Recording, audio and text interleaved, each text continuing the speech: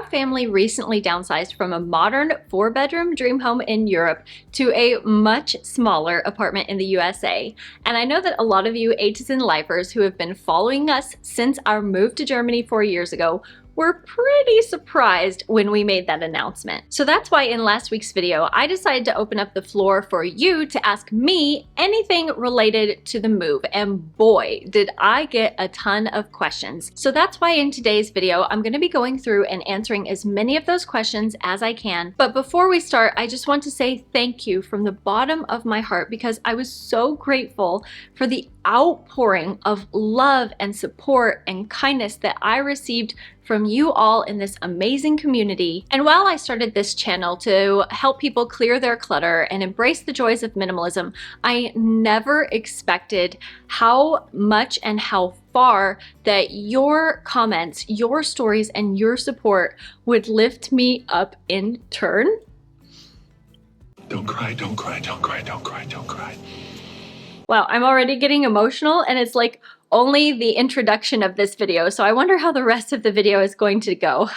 Okay, on that note, we're going to dive into the number one most common question that everyone wanted to know, which is, where did we move to? And I can honestly say that there is nowhere else in the USA that I would rather be than right here where we are right now, which is where it all started, where I met my husband, where our children were born, and that happens to be Chicago. In Chicago, Chicago, my hometown. Actually, we're outside in the suburbs a little bit of Chicago, but we are so happy to be back where it all started for us. And so as we've been driving around from place to place and getting settled in, my husband and I have been pointing things out to the boys who don't remember because we moved out of Chicago in 2015. Oh, you know, we used to go here, or oh, Daddy used to drive this road to work all the time. So it's been really fun for us to kind of take a trip down memory lane. It's kind of just like getting to know an old friend again. One of the next most common questions that I got asked is, where are we currently staying? So right now we are staying in a temporary apartment, and it is furnished. So all of the furniture that you see behind me, like the chair, the couch, the table over there, the counter chairs, none of that is ours. We did the same thing when we moved to Germany. We got a furnished rental. We were staying with my husband's parents for a little while. I think it took us several months to be able to find that rental, and then we moved into that. So we really like this strategy of being able to move into a furnished rental that's kind of like a launch pad for the next step. However, I will say that this apartment is much smaller than I'm used to, so we downsized not only 50% in terms of square footage, but also 50% in terms of just rooms. So we used to live in a 4-bedroom home, now we're in a 2-bedroom unit. I'm so thankful that it's the summer right now, so we can get outside more, and there is a pool on this location, so my boys have been having tons of fun splashing around in the pool, and they're basically turning into little fishies. But we're definitely feeling a bit cramped and looking to move into something with a little bit more space in the future. But right now, downsizing wasn't a problem. It's what makes sense. It helps us save money. So that's what we are doing currently. I think the question of square footage and how much you need is actually quite an interesting one. And I'd be curious to know what the square footage is in your home, and do you feel like it's enough? Is it too big, too small, or just right? Comment below and let me know how much square footage you've got and how you feel about that amount of space. While most of the comments and questions that we got were really supportive and encouraging, there were a few that were a little bit on the rude side, and I want to address one in particular which asked if we were just moving for content. And I have to say that is not the case with us. We fully intended to stay there when we moved there. However, as I'm sure that most of you watching this video know, sometimes things in life change and you just have to roll with the punches. And there were certain things that happened in relation to my husband's work, in relation to our life in Germany, in relation to the educational system there for my boys in particular, some things that made this decision clearly the right one for us. So while it was a tough decision for us to make. We are confident that moving back to the USA is the right thing for us to do. And no, we didn't do it for content. And in fact, I have had people telling me that they're so looking forward to the content of us like figuring things out and decorating a new place. I'm actually dreading that because I feel like so much pressure. Like, decorating that first home in Germany, I felt like was such a success, and I don't know if I can replicate that here. So we'll see how things turn out. Hopefully I just don't crash and burn and I'm a massive failure. Fingers crossed that it all goes well. I got a lot of questions asking us if we were experiencing any culture shock related to coming back to the USA, and absolutely. I am definitely feeling the reverse culture shock, and I know my husband is as well. In fact, one of the very first things that we had to do was go to the grocery store and buy groceries. I have talked on my channel before in relation to minimalism about like decision fatigue and how having too many choices can actually make making a choice much, much more difficult. And I was feeling that as I stood in front of just these absolute massive walls of products because there's so many choices about like what kind of cereal to buy, what kind of yogurt to buy, what kind of body wash to buy. I was standing there frozen, and then what got me unfrozen was I started grabbing them and opening them to smell them, and I went by smell to be able to help me choose a body wash. So definitely that was a big culture shock moment because there's a lot more choices in the US compared to in Germany. And then also still at the grocery store, I was feeling some culture shock about the plastic bags because everything still here is put into plastic bags. And that's not the case in Germany. People bring their own reusable bags to the store. And just seeing the amount of plastic bags that were being used felt really, really shocking to me. So one of the first things that I ordered was I went on Amazon and I ordered some reusable bags that we can now take to the grocery store so we don't have to be creating this waste over and over again. But there's also culture shock in a positive way. Like people that we knew, like parents and neighbors in our neighborhood, were really friendly. But when you go to the grocery store, you don't like talk to people or interact with people. And I was telling my husband after we left the store, I had more conversations with people in Target than I had the entire time that we lived in Germany. Like one girl came up, she was a college student, I think, with her friend, and she accidentally put her stuff in our cart. And then she's like, no, that's not my cart. And we were laughing about it. I was like, oh, I've done that so many times. People are so much friendlier here. Now that I've gone overseas and come back, I'm really noticing it. So that's one positive thing that I've noticed.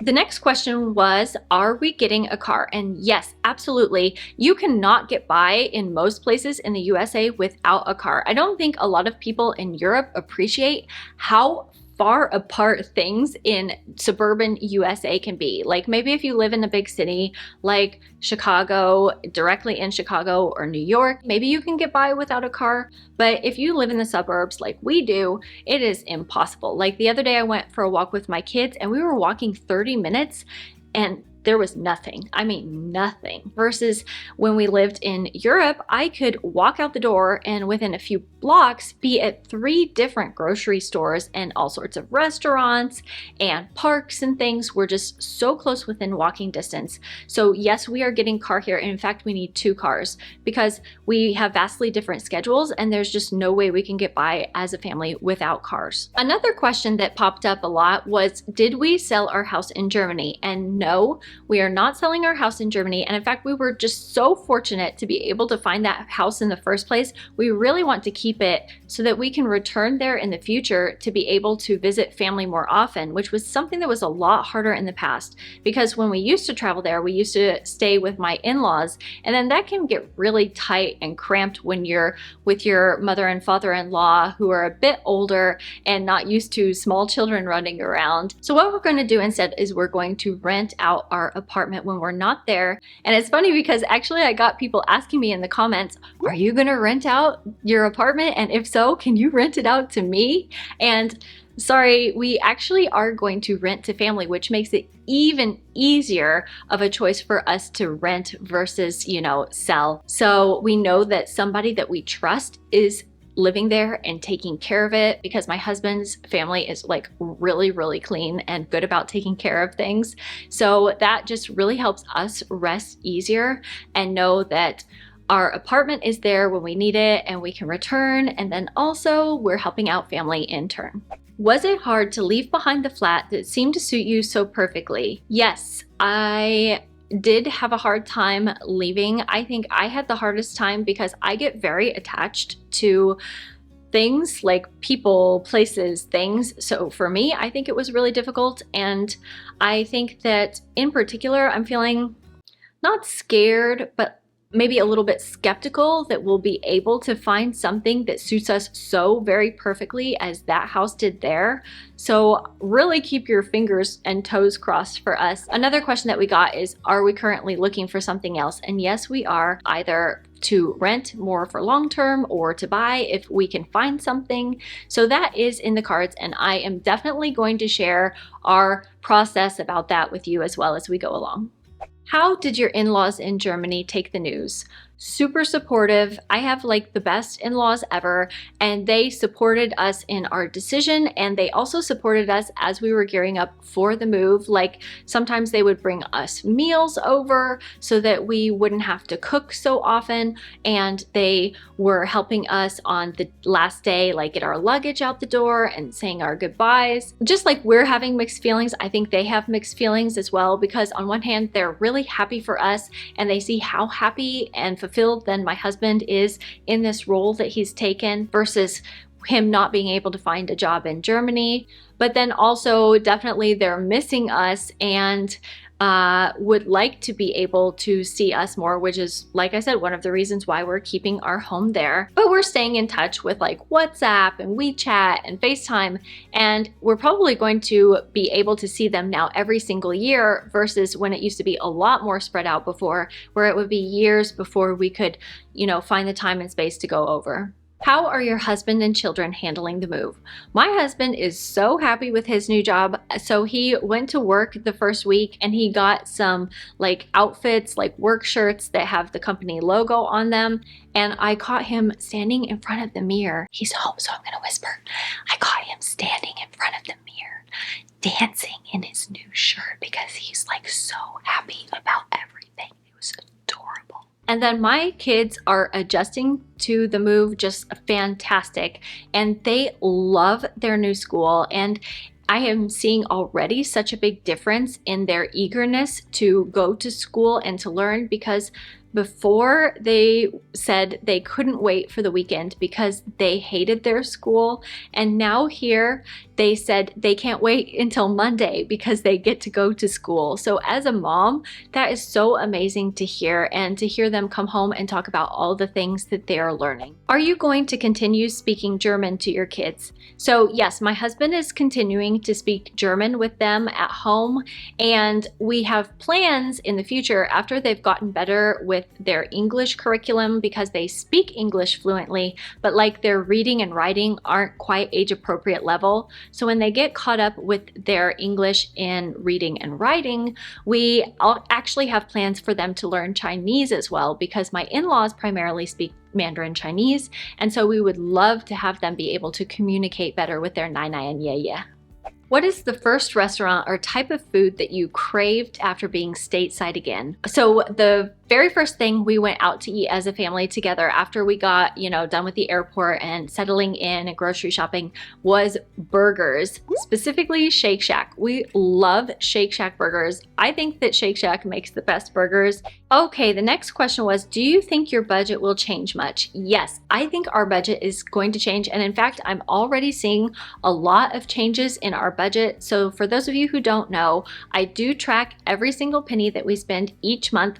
I have my own minimalist budgeting system that I use and that you can find in the A to Zen Life shop. It's kind of different because right now we have to buy things just to like get set up. That's like so the baseline is a little bit higher than it will be going forward. Like we didn't have spices, we didn't have flour, we didn't have pastas and sauces and all of these groceries that are kind of like, just pantry staples that we would need. We had to build those up. There were some appliances that we need to get, just basic living stuff and toiletries. But I'm interested to see how much more expensive they are going forward. I've already noticed that food is much more expensive here in the USA. And then another Another expense that we're going to have here that we didn't have in Germany is we're going to have car-related expenses. So we had to buy cars. We have to have insurance for our cars. Now we have to gas up our cars. So that is a big expense category that didn't even exist before. So I will definitely be sharing more about our budget and how it's changing going forward. All right, next question is, what do you miss most about Berlin? I would say that the things that I miss most are, of course, family, like being around family and being able to go see them, like literally just walk out the door and 10 minutes later be at their house to hang out. Definitely missed that. And then also just the walkability in general, like being able to go out to places and go within your neighborhood and go grocery shopping, go to stores, go to restaurants, go to fantastic parks and lakes. Just the walkability is unparalleled there. And actually the public transportation system in Berlin is one of the best in the world, if not the best in the world. I have to double check that. But it's just so easy to get around there, and there's just so much to do in your neighborhood versus here, like we have to drive anywhere if we want to go somewhere or do something. How many suitcases did you use to move? That is a good question. I totally forgot to count the suitcases as we were packing and moving. It's a little bit different because when we moved to Germany the first time, we had, I think, 4 great big suitcases, and then we had some like giant boxes that I counted as suitcases, but they were like huge cardboard boxes.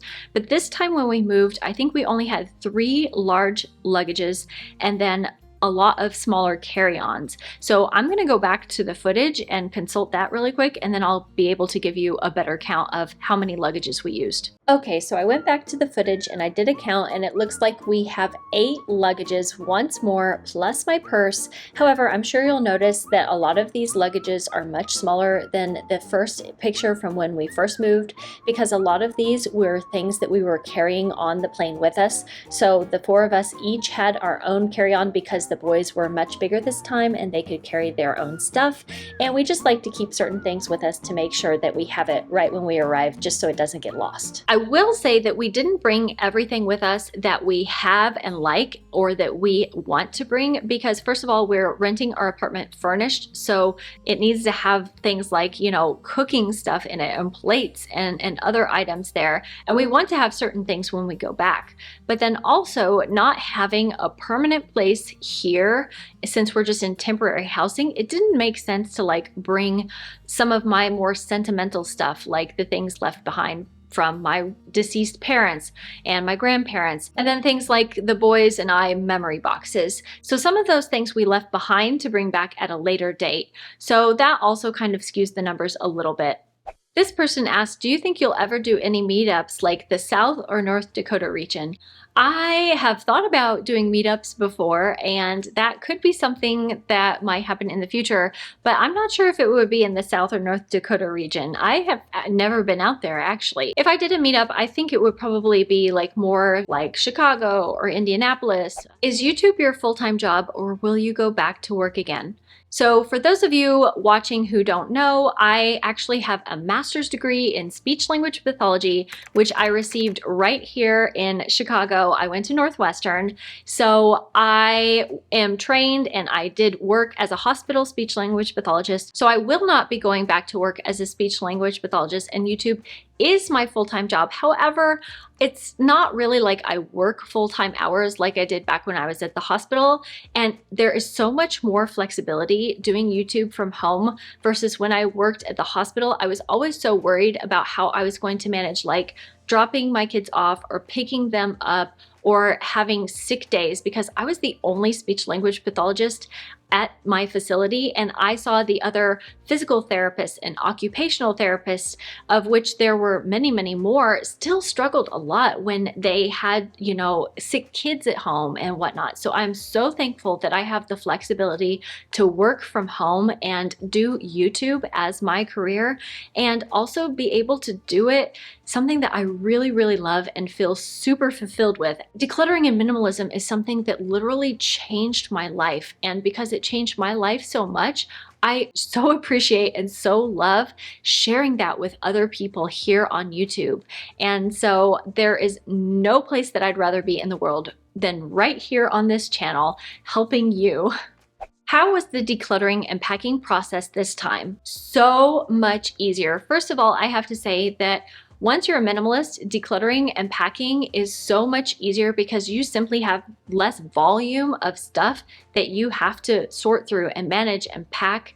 And then also, having done it once before and gone through the process once before, it was infinitely easier the second time around. And actually, I do plan on sharing more about the process and some tips that I think would help you if you're planning a move for yourself. So if you haven't already, make sure to go down and hit the little red subscribe button and ring the bell to turn on all notifications so that you don't miss that video and all of the other videos that I'm going to share related to decluttering your home, creating a highly simplified life, and living a reality-based minimalist lifestyle. Next question. I want to declutter, but it's so hard. Do you have any advice for me? Yeah, I mean, you can subscribe to my channel. I share decluttering advice all the time, and I can link some playlists down below that have my old decluttering videos and helpful decluttering tips. And then what's funny is I actually created a decluttering course and I was going to launch it. The plan was to launch it at the end of August and into September. And unfortunately, because of the move, I had to put that plan on the back burner because there's just too much going on right now. Like, I've been filling out so much paperwork, I feel like my fingers are going to fall off. But that course does exist. I already have students who have seen some amazing success, and I think that I'm probably going to be sharing it either at the end of this year or going into February, March, like spring cleaning. So I will also put a sign up for my newsletter down below if you want to find out about the course and want to get more information about like when it's live. So make sure to go down and sign up for that list if that sounds like something that you're interested in. That is really designed to be a complete A to Z guide on how to declutter your entire home, and not only declutter it, keep it clutter-free. That's the key. Do you think that it will be harder to remain a minimalist in the culture of the United States? Yes. Oh my goodness. Absolutely. I am already feeling that so much. Like I said, when you go to the store, just stores in general in the US are so much larger, and there's so many more things that are designed specifically to catch your eye. Like when I went to Target for groceries, they have these adorable women's clothes there. And just the other day I went and they have Halloween stuff, and it's so eye-catching. You know, everything there is basically designed to get you to spend as much money as possible. And I'm definitely feeling more temptation here versus when we lived in Europe, because they just make it so much more convenient for you to spend money. And also just the marketing is just like so in your face. So I am absolutely already feeling that, and I plan on sharing more about that in the future too. I think we have time for one more question, so I'm going to answer the question, what was your favorite memory from living abroad that you want to go back and experience? And I think that my favorite memories were the ones that we created with my in-laws, and just being able to see the boys be around their grandma and grandpa and their aunties and uncles. You know, they get to see their cousins every day, not just like playing, but also at school. And we're definitely going to be missing that and all of the fun times that we shared. For those of you who have never met my in-laws, you can go check out this video where my Chinese mother-in-law came over and was teaching my husband and I how to make dumplings from scratch. And I also shared the 8 Asian habits that have completely changed my life. It's such a fun video to watch. Or I'll see you next week. Until then, take care. Bye-bye.